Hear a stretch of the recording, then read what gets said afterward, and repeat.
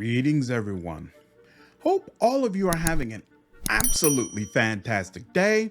We're back again with more Solasta, Crown of the Magister. And this time, I want to go over the factions so that everyone who plays the game can have a clear understanding of how they work and how they can benefit the team that you create in the game. Let's go ahead and dive in. So you do not have factions unlocked right at the beginning. You have to make your way through the main story for, I think it was only a couple of hours. It wasn't long before I was able to finally unlock this part of the game. But once you do, you'll notice that on the map, there are a bunch of different people with little icons over their heads for the different factions. And this lets you know that they are a vendor for that particular faction. And you can come to them in order to see what type of inventory they have. And they all have widely different stock. So it's important that you decide at the beginning of the game which factions are going to serve your team the best. Now, you're automatically going to build up high levels with the Principality of Masgarth and Scavangers, so you don't really need to worry about them.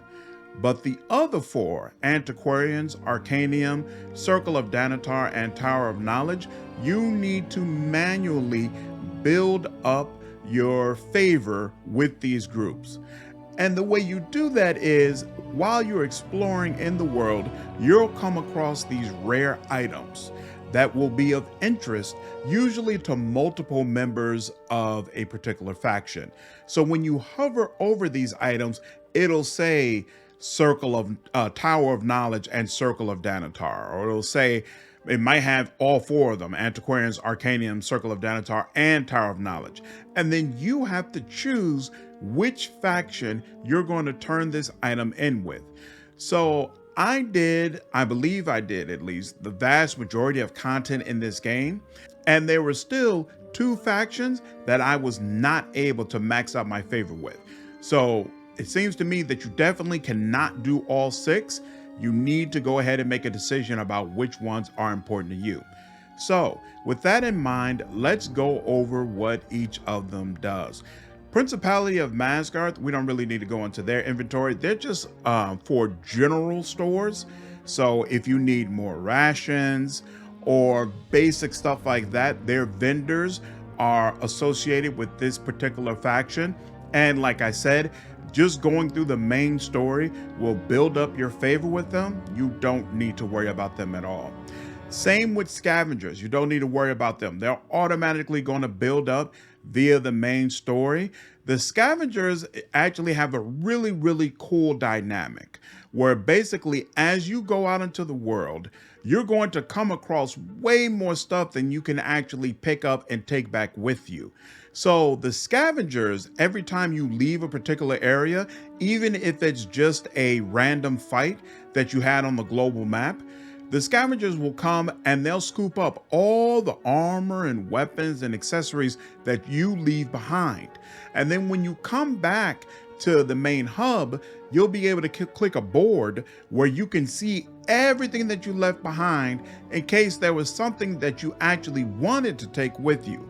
And then anything you do not select, you can go ahead and just sell. And basically it splits the profits between you and the Scavengers, creating a dynamic where even though you don't have a lot of backpack space, it's never an issue in the game because you never feel like you're leaving something really valuable behind because everything will eventually be sold. Really love this part of the game. Think it was a great aspect of playing in Solasta. So the factions that you need to worry about are the other four. So the main contact for the Antiquarians is Halman Summer, and you can find them right in front of the Snow Alliance Embassy, which is close to where the Legacy Council is. So looking at the Antiquarians inventory, you'll see that there's a lot of accessories. They have cloaks, boots, bracers, belts, all sorts of things that you'll be able to purchase if you get your rank with them high enough. I'm on a character that has living legend status with them, which is why the entire inventory is open to me. When you first open this screen, the vast majority of these items will be unavailable to you. Now, some of these items will require attunement, which means you must take a short or long rest before the character can actually get the benefits of that item.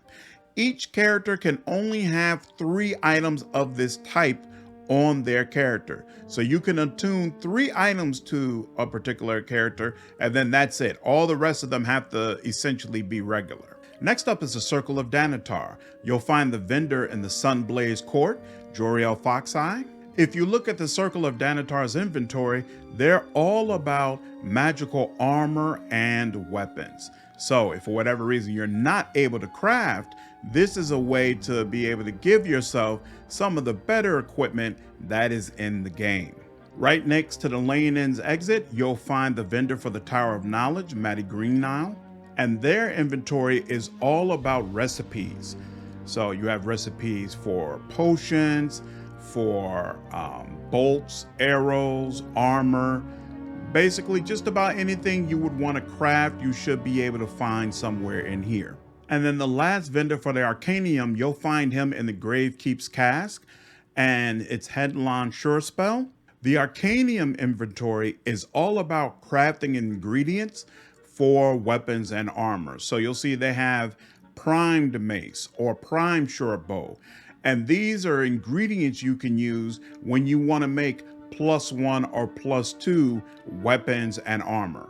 They also sell you a bunch of different scrolls that you might find interesting as well. And that is the full list of what all the different factions have to offer. Like I said, it's well worth your time to think about this from the very beginning when you unlock the factions, so you can be sure you're increasing your favor with a faction that's really going to be able to help your team. I hope this provided some useful information for you. If you like this video, please leave me a like down below, share this content, and subscribe to the channel if you haven't already. I will see you all in the next video. Take care.